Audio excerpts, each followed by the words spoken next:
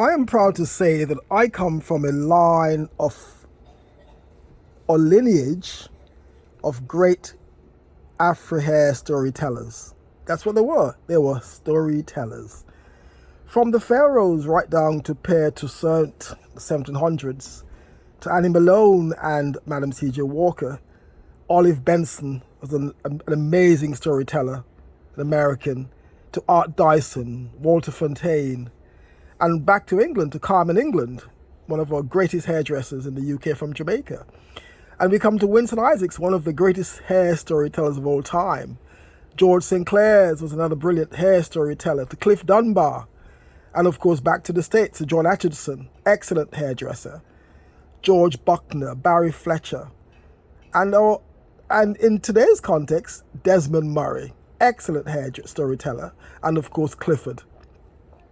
There are too many hairdressers to mention, but they are all storytellers. What do I mean by storytelling?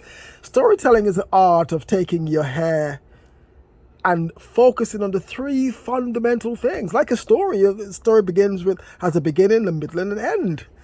So in the hairdressing storytelling, we have a shape, balance, and movement. That's our story. That's how we tell our story. And that's what Winston did. In fact, when you went to Winston back in the day at Splinters to get your story told on your hair, I mean, it's just remarkable. As I said, there was a beginning. Winston cut your hair, he parted your hair, he knew exactly where he was going. And at the end of the day, you had the most beautiful hairstyle, bouncing and moving with shape, balance, and movement to the wind. And here's the reason why, when it came to hair, whether you were rich or poor, black or white, there was one thing in common. Winston Isaacs of Splinters. And of course, he passed the baton on to me, and that was I felt privileged and empowered to be in his shadow. Winston was a brilliant hairdresser who made sure that every woman who left his chair looked a damn lot better than when they came in. So he was the ultimate hair storyteller. And I'm happy to know that he passed it on to me. So back to the classical hairdressing storytellers like Walter Fontaine, who used to come to England back in the day, in the earlies, to do the rich American black bougies working in London. But when I got to know Winston better, he said one thing to me. He said he wants to change